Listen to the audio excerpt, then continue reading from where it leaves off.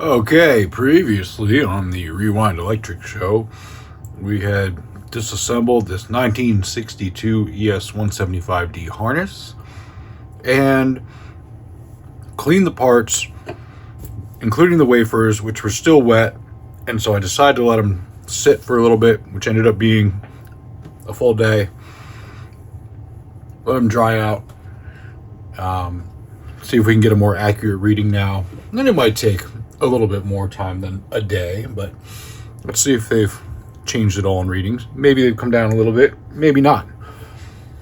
Could also be that they were reading artificially low before, if there was some conductive material on these traces, which is possible from, I mean, these were pretty crusty.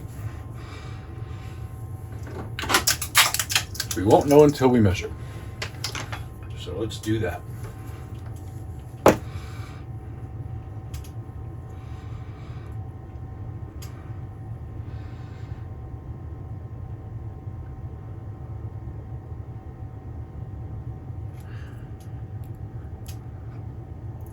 Okay, 644.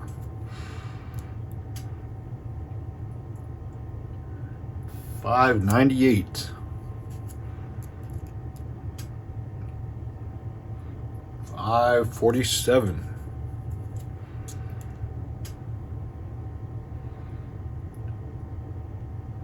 546 and a half. Okay.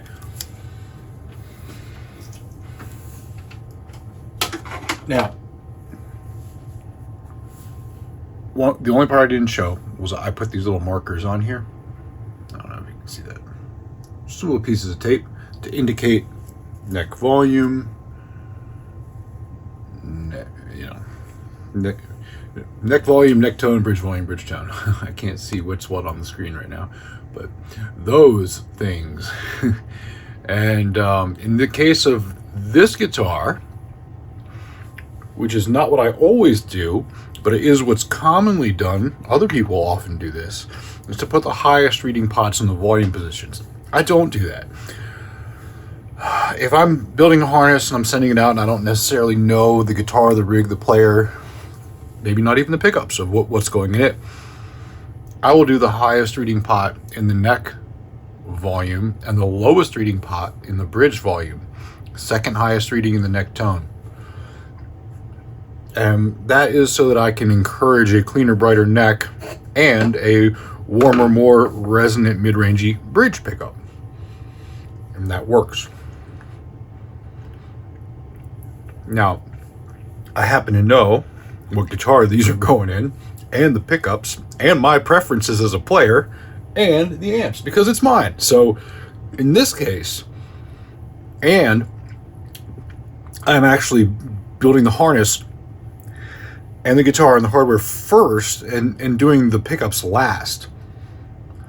I would rather voice the pickups to the rest of the guitar once I hear it all and make any adjustments at that level. That's not always practical. It's not even always the best way, but it's the way I'm doing it on this one. So anyway, what I need to do next is take these casings and decide which ones are going to be volumes and which ones are going to be tones, based on where the previous solder blobs were. And so I'm thinking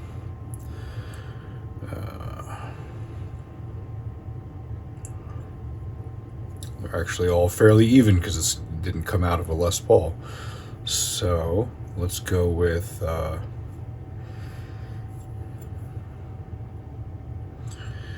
I'm going to orient them just like this. So we'll have, I guess I should make labels for those too. Sure. There we go. We'll do neck volume, neck tone, bridge volume, bridge tone.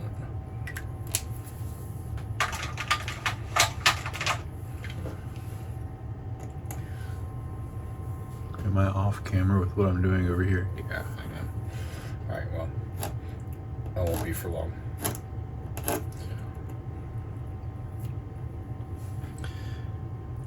Neck volume. Neck tone.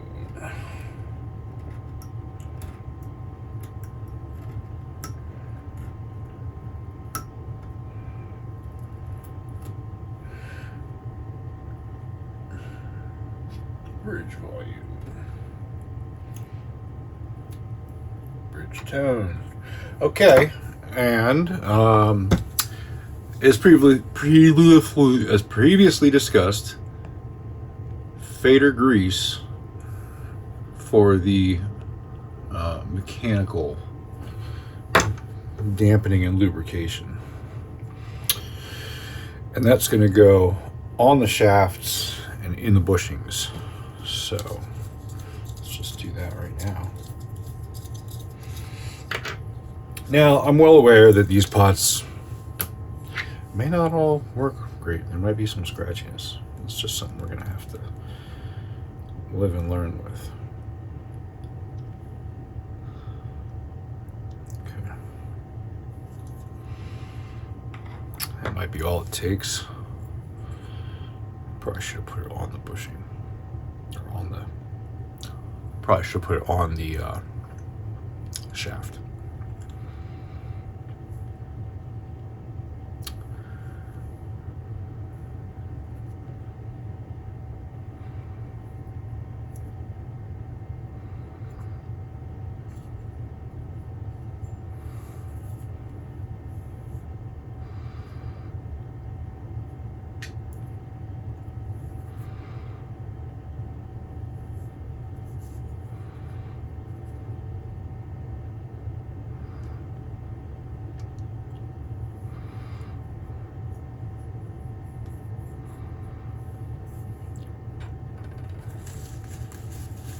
I might undo that. That's a little bit too dampened, to be honest. Let's see how that feels once we get it together.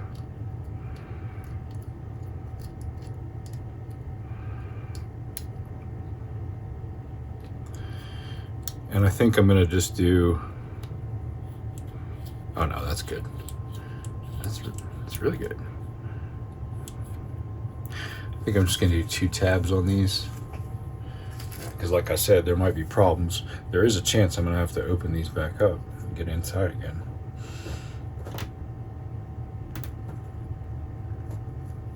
We'll just do these 2 center tabs. Centra tabs on the central labs. How do you like that?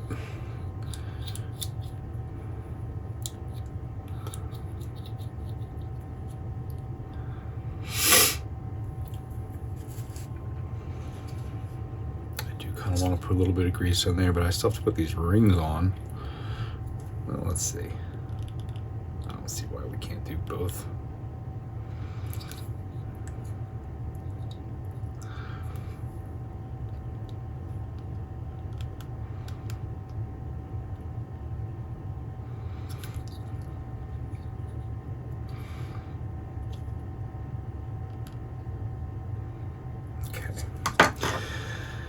All right, I'll take my most mangled up one first.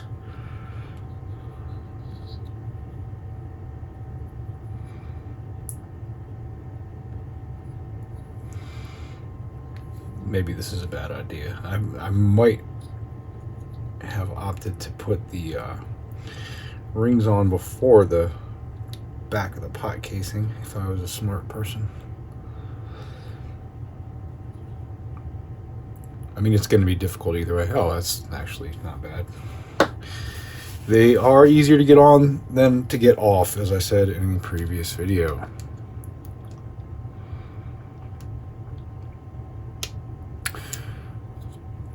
Speaking of previous videos,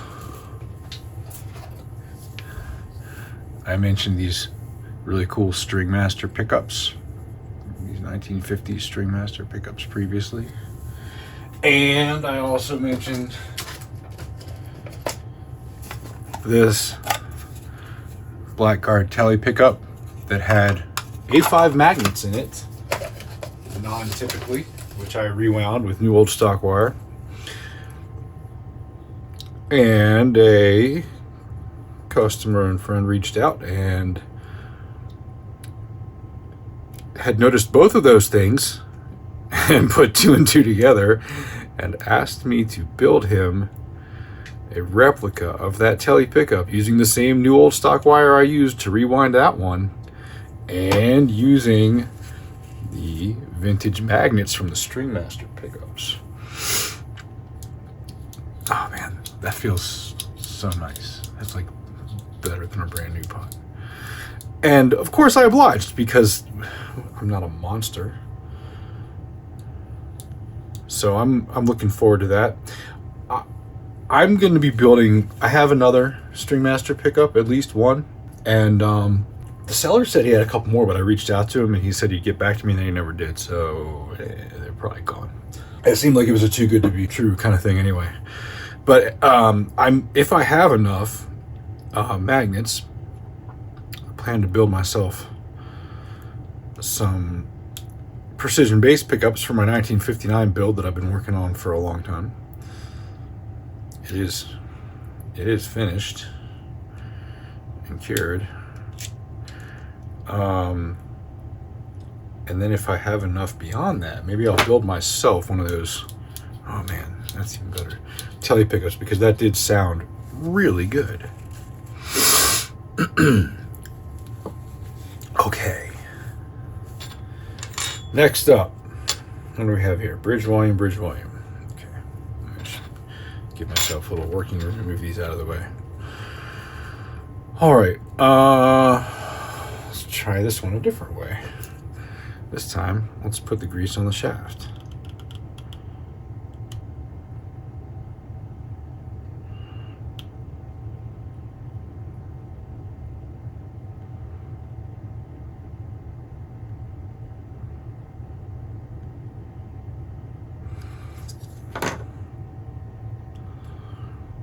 Can you dig it?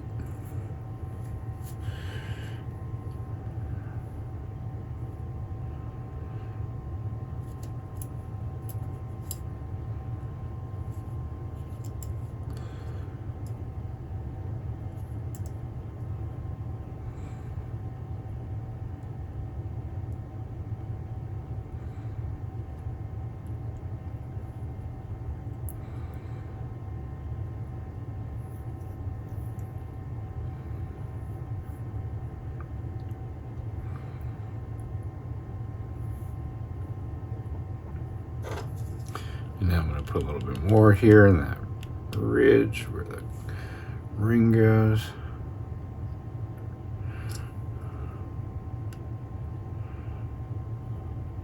Okay.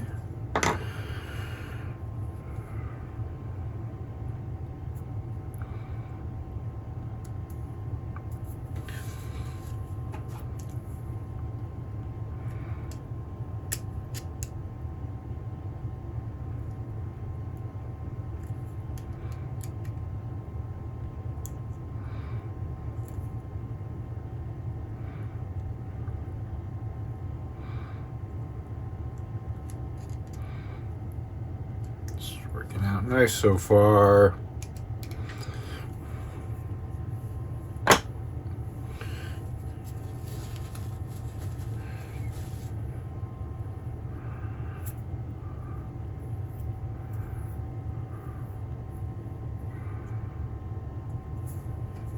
Oop, there goes the pliers. Oh, into the trash can of all places.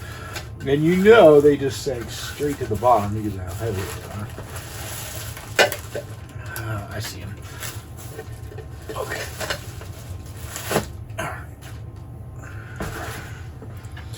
It's not nearly the worst fishing a thing out of the trash can experience I've had, even on video.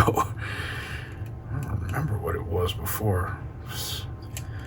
You know, some ridiculous thing like a PAF screw or something that you just like can't let go of that, you know. That whole trash bag's gonna get dumped out twice to find this, and that is exactly what happened.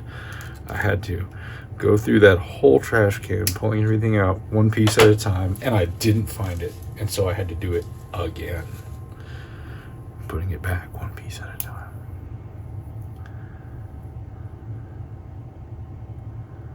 Okay.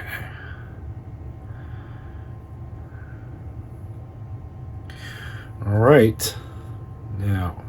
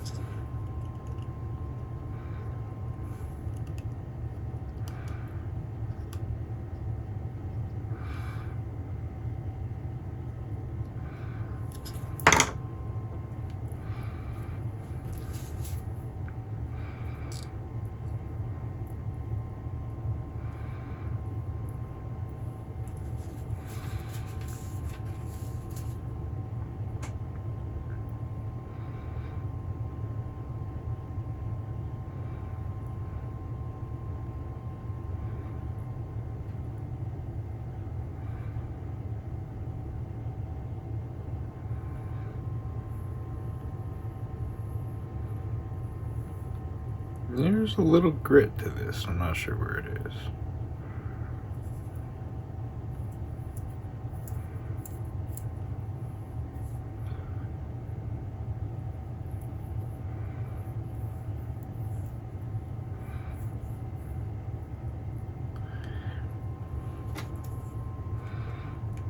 Might be this ring not on quite right.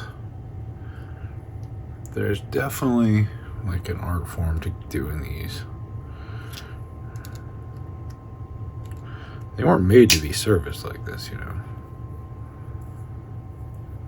That is what it is that ring. I can see it. Let's get it perfect.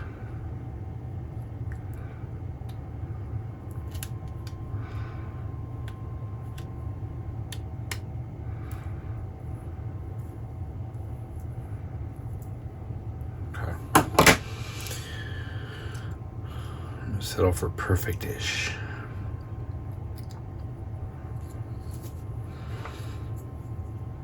Because I'm going to shoot some F5 in these anyway once I get them back together and tested.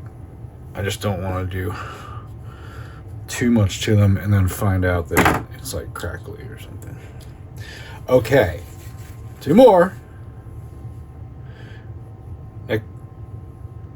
Bridge tone, all right.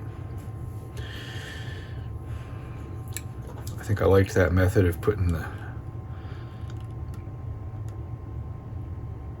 shaft on, or the grease on the shaft first.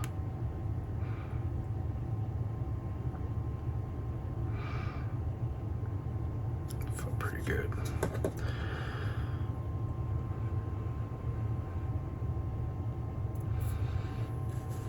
Every time I say shaft, I want to say, can you dig it?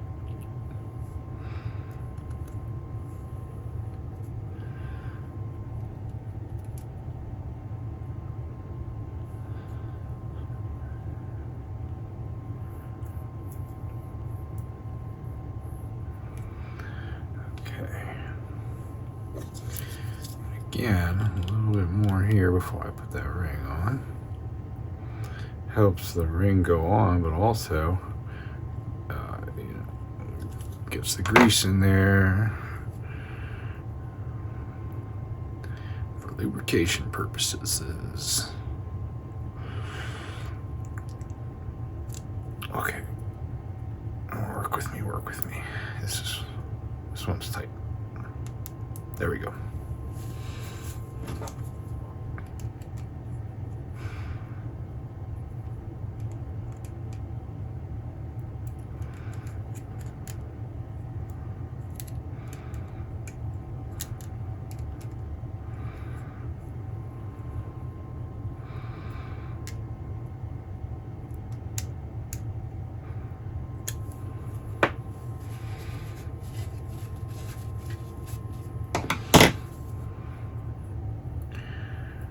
Right, that was pretty good, really good, really great. Okay, happy with that one.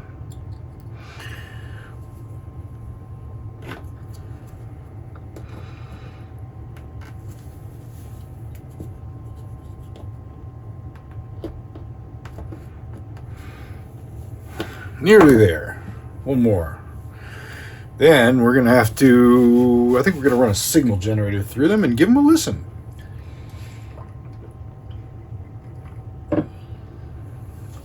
And guys, I bought something today that I'm feeling a little bit ill about. And not because it's expensive. I buy expensive things. I have a business. You know, you have to. So, I mean, for the same guitar I'm doing these on, started putting together my parts, and I have a 1959 ABR1 bridge to put on it. Pretty cool, right? But I don't know that that's the best option. Whoops, I forgot to put the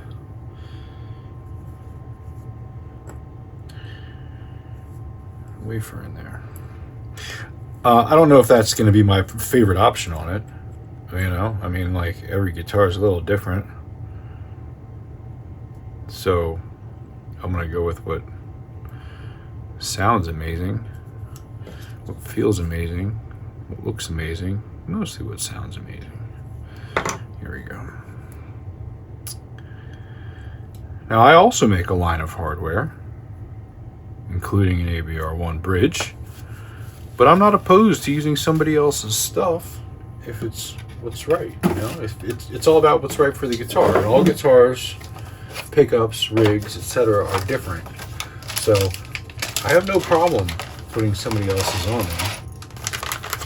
And it might be this Gibson from 1959. It's beautiful non-wire ABR1 bridge in excellent condition. Or it might be this DMC, or it might be mine, or it might be a Cooper that I've ordered, or it might be a John Mann that I've ordered. And I'm friends with Mark Bishop, and I've been hearing about this bridge project for years, and I'm very excited for what Mark and John have done. I'm looking forward to trying that out. So it occurred to me that you know, you have all these options, you know, plus like the usual suspects, the Kluson and the Advanced. I don't have. I think what comes on the Bartlett is a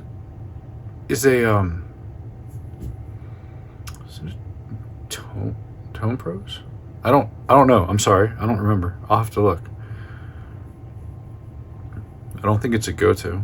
But yeah, anyway, you got all these options, and so the way that I will decide what I like is to record some samples and then play them back to myself and listen to them in a blind listening. You know, like I'll record some samples and then I'll shuffle them, auto shuffle, and listen to them and take notes so that I don't know what I'm taking notes on as I'm listening to it. That's how I like to do it. And then I'll go back and compare my notes to what I, connect my notes to what I listened to and say, oh, I thought this of that one, etc. So if I'm doing a thing like that, it's worth sharing. And if I'm going to share a thing like that, there is one option that, besides those, maybe there's more than one, but there's at least one option that I thought of besides those that I had to include, not because I think it's such an excellent option. In fact, I've had experience with these before, and I don't think that they're very impressive. There's some stuff wrong with them physically, and I wasn't impressed with the sound. But I thought I would give it a try. Anyway, it's the Four Uncles Bridge. I'm like beating around the bush. The Four Uncles Bridge. So I bought myself a Four Uncles Bridge today. $620 something shipped. with the posts and thumb wheels.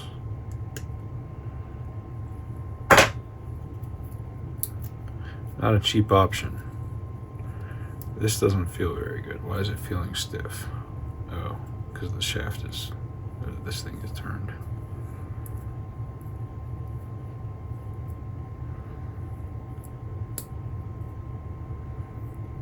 Something is still not right here. This shaft is bent or something.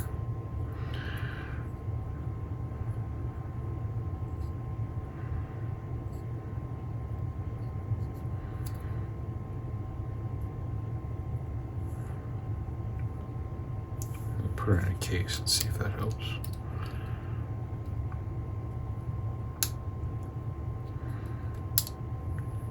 Yeah, okay. It was just slid over to the side. That helped line it up. Okay, so yeah, I bought a Four Uncles bridge, and it should be shipping Monday.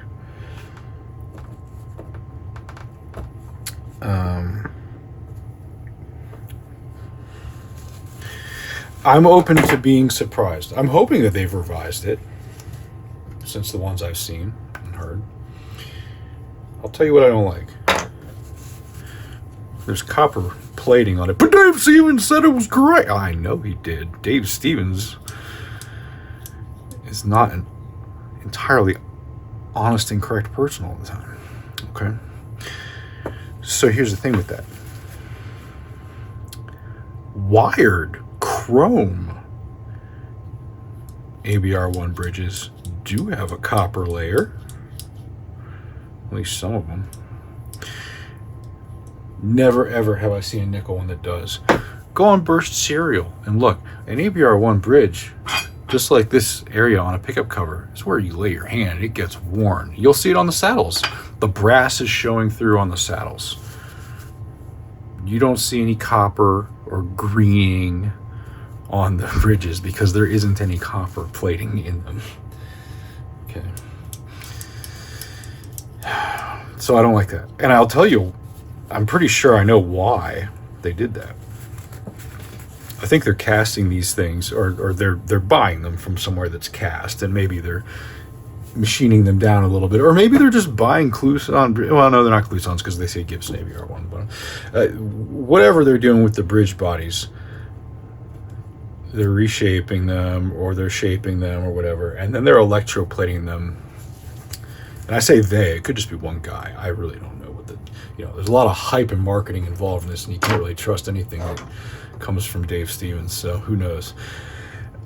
They're plating them themselves with an electroless nickel, is what it's called. Caswell Plating sells these kits for a couple $100 where you can do your own nickel plating on something without electrodes and having the full chemical electroplating, molecular level plating setup. Now you won't get a nickel that's hard like this when you do that. You just won't. And those bridges have trouble with the plating flaking off and pitting. Look at the sold listings on Reverb, you'll see them. They all have pitting in them, and some of them have flaking.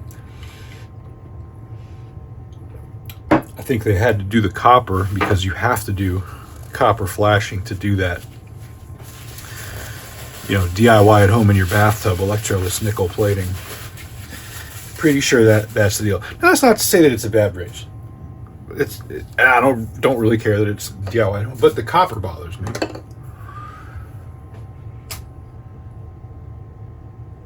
Turn on the amp here. Turn on the signal generator. Whoop! So I've just turned on quite the wrong amp. We don't need to use the clip for this. That's overkill. Let's just do the Princeton. Anyway, those bridges I've found to also sound kind of dark, which is not bad. Like, that's just preference. Dark is preference. Bright is preference.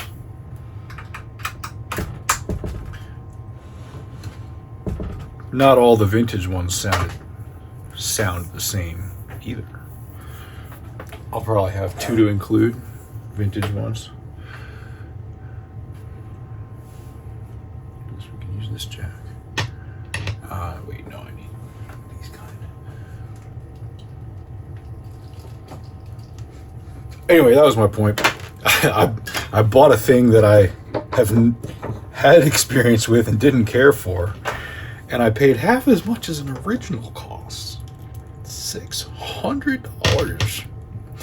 Buy an original for $1,200. I mean, you know, you got to wait for a deal and all, but you can. Okay. Let's try these in order with which I don't want to be disappointed. How's that? Neck volume. So this is the one I'm most hoping is not messed up. I can take this paper off now. Can you guys see all this here? Yeah, that looks like it. Hopefully, wonder how long that's been out of focus. Maybe I'll have to cut my rant out.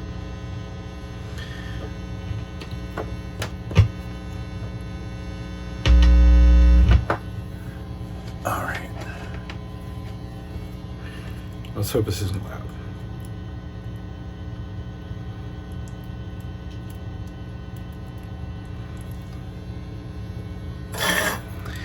Okay, let's turn on the signal generator. We probably don't need 5 volts peak to peak. Wow, it's not even connected. Well, it is through ground, I guess.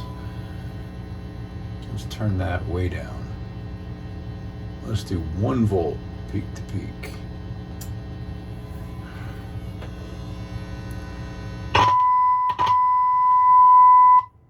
It's still loud.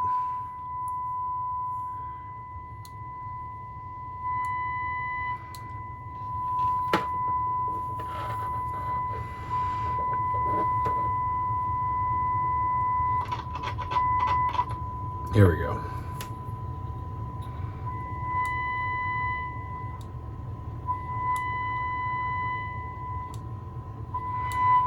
Okay, no scratchies.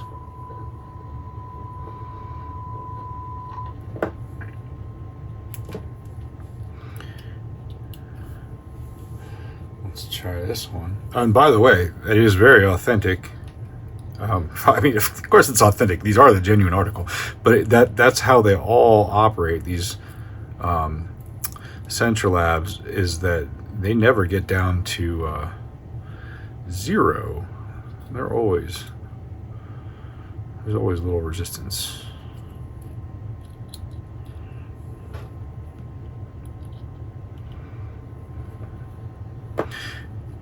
I could do it this way. Input at the wiper. There we go. See.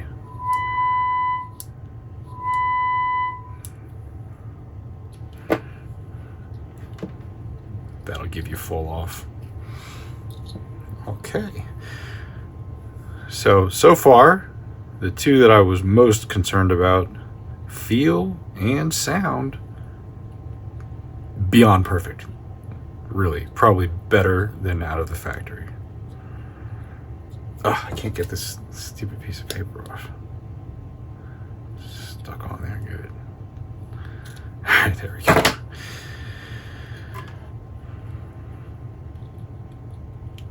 Okay.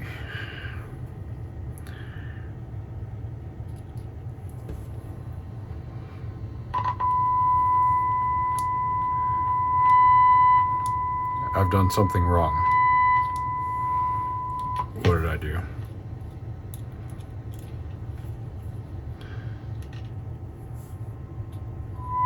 There we go.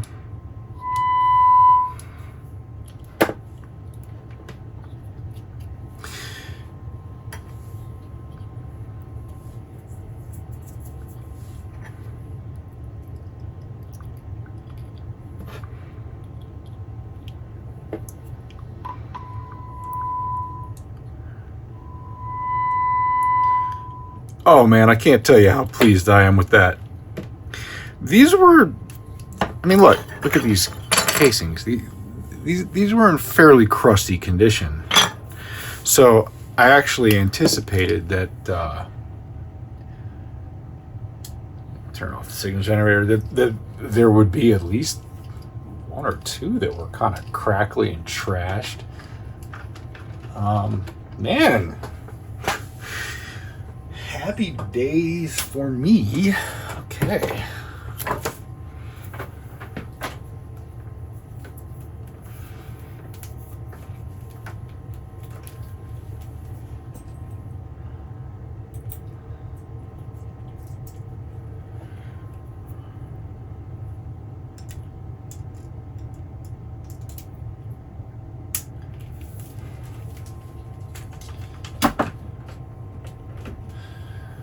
All right.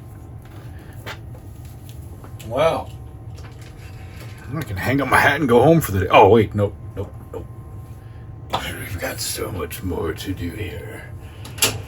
Okay. Let's put this guy away.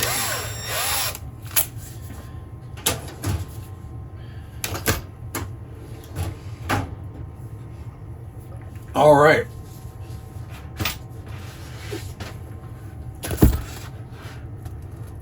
Wiring harness templates. Sweet. Wiring harness templates. There we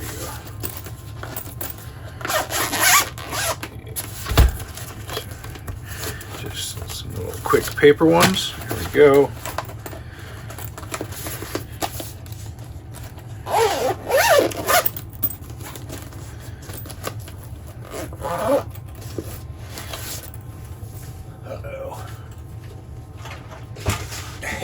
There's the critical piece missing here.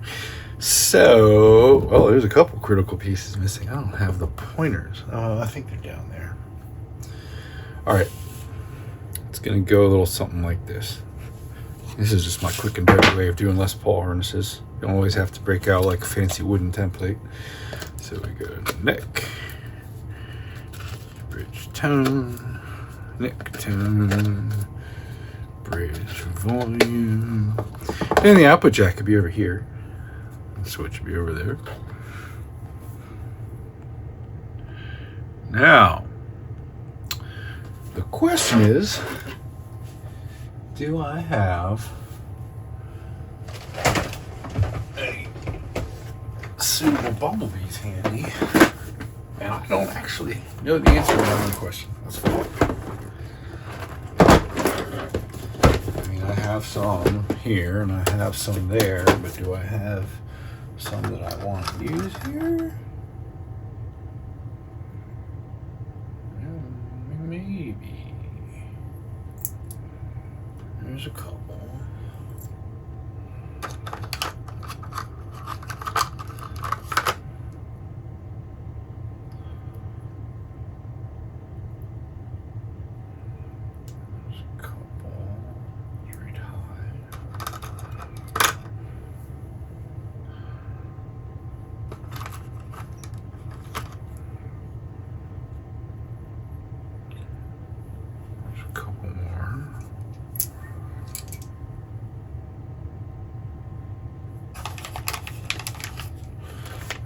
Some perfect new old stock black beauties.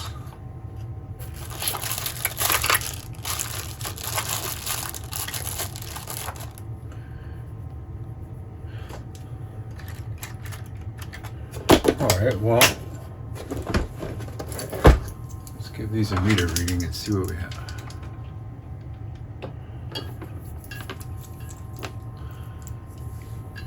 These are getting hard to come by.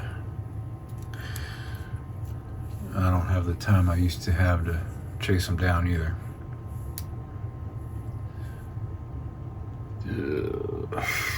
31 nanofarads, is that right? Sometimes you gotta scrape the leaves to get a clean contact. Yeah, 31 and a half. I better write that down.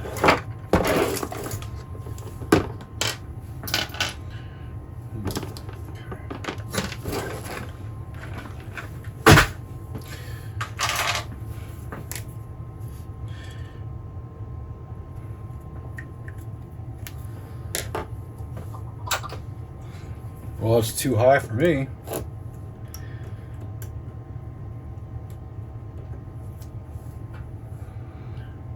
That's no good. 31, I mean, that's basically trash to me. This one says it's 16. I don't believe it.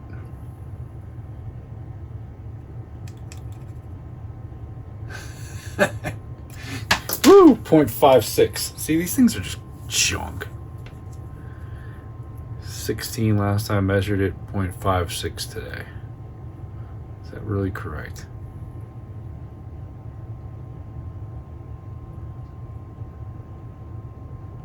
Okay, you're gonna see a little cleaner reading. It's not, like I said, you gotta scrape the crusty old leaves a little bit there. 21.77. Okay, that's like absolutely perfect. It certainly isn't 16 though.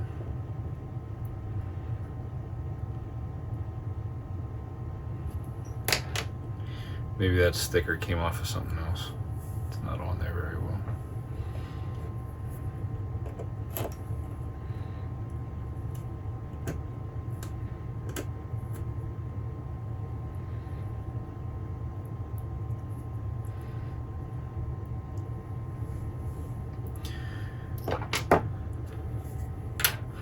Okay, what's this one?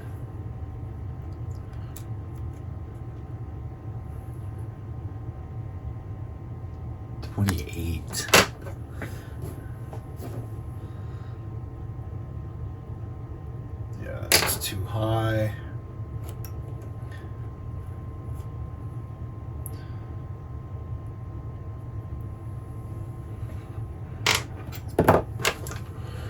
This one says it's 28, but what is it today?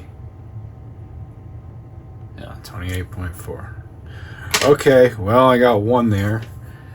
I'd have to go dig around some other bins.